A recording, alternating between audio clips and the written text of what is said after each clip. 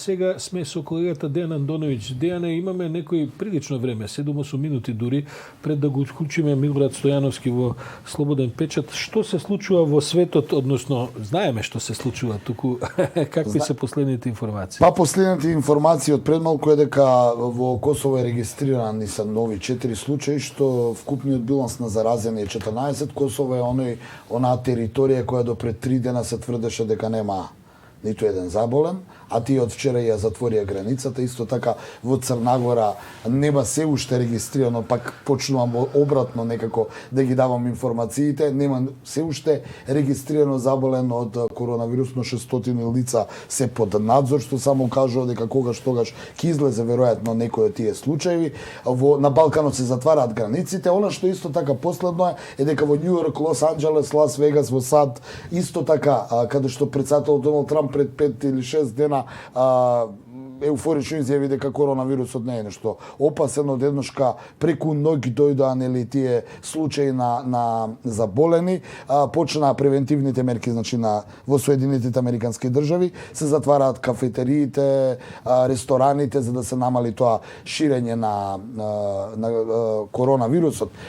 Во Европа, црниот биланс вчерашниот во Италија над 380 починати. Се чини дека тежиштето покрај Италија се сели во Франција и во Шпанија. Во Шпанија 280 починати, голем број на заболени, што само кажува дека над 100 милиони жители во Европа се на некој начин во карантин поради сето тоа. Во овој момент на разни вебсајтови светски кои што ги мерат, во овој момент во светот има 170.002 случаи на коронавирус, има 6.523 смртни случаи, да. И има 77.778 излечени, што е една навистина вака да кажем добра бројка. Активни случаи има околу 85.000, а затворени случаи има околу 84.000.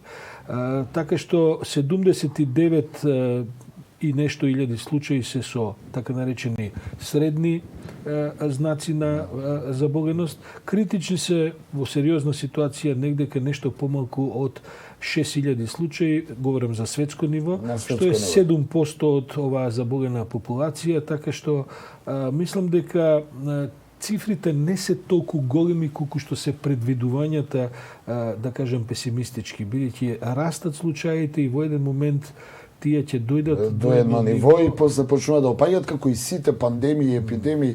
Сашо, она што е важно е дека во Кина, во жариштето, почна да опаѓа бројот на заболени. Во Вухан денеска, според тикерите, се наведува дека е затворена и последната привремена болница, каде што нели беше, што само покажува дека од Кина и кинескиот модел на лекување е очигледно успешен, па од таму нели и барањето и на некој начин кинеското искуство да се пренесе и во Европа. Европа се чини се судира со тој пик. Јас само сакам една од последните информации да кажам дека Италија која први нели го подцени ова ширење на коронавирус, сега се соочува нели со пикот на заболени и на починати. Она што е последно исто така утринава што успеав да го видаме дека се предвидува казна затвор за убиство, буквално за убиство ќе се смета кривичното дело доколку некој од заболените ја сокрие информацијата дека е заболен, а тоа се заканува до 21 година затворска казна. Во овој момент во Италија има 24.747 болни, има за жал над 1.800-1.809 починати. Да. Следната со такви загрижувачки цифри ќе бидат за жал Шпанија и каде што има Франција. околу 8.000, Франција каде што има се уште околу 5.500, меѓутоа и таму бројките растат. Добро, само да го кажеме, се извинувам уште и овој биланс дека во регионот, нели синоќа председателот на Србија Вучич воведе воредна состојба. Кој патем биде речено само пред недела дена има поинаков однос на Да, каде што има еден ноншалантен во стилот на Трамп, затоа ја почнав да го зборувам ова, во стилот како да го поценија, ми се чини сериозни држави, тука Србија нормално, сега не можам да ставам со големите држави,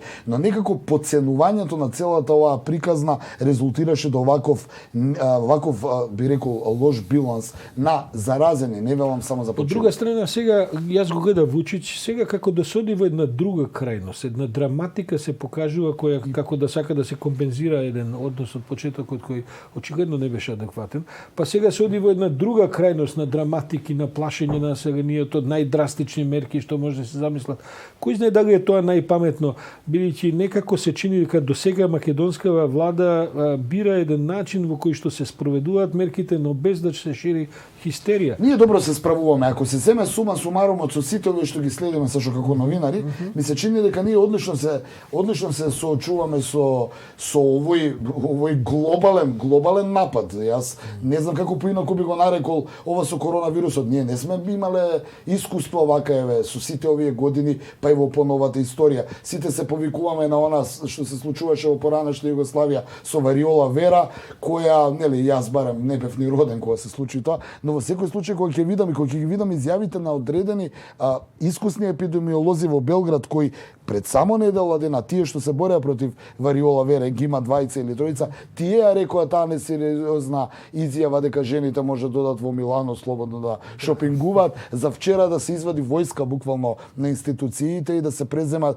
воредни мерки. Ми се чини сашо дека и воредните мерки не се толку лоши. Зошто бидејќи ние како народ, не како Македонија, не како Балкан се покажи и Италија и Европа и светот, очигледно мора малку воредни мерки. Еве јас морам слободно да кажам. И ова со снабдувањето, доживеавме маркетите да апелираат до граѓаните да не прават залихи. Ми се чини дека во една воредна состојба барем ќе се дисциплинираат сите луѓе да не се шири паника.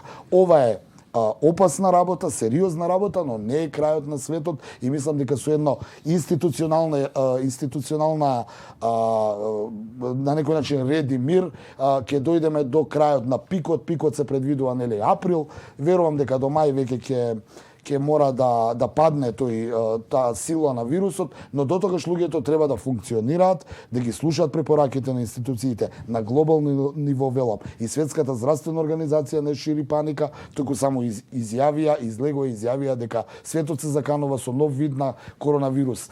Она што исто така мене лично како граѓанин на овој и на Македонија и на светот ме охрабрува дека вакцината очигледно е веќе во експеримент. Кинезите рекоа дека до крајот на април ќе ја пуштат во употреба. Нивното искуство е големо. Соединетите американски држави од денеска почнаа да ја тестираат таа вакцина, што само покажува дека човештвото ќе го најде адекватниот одговор на оваа напад.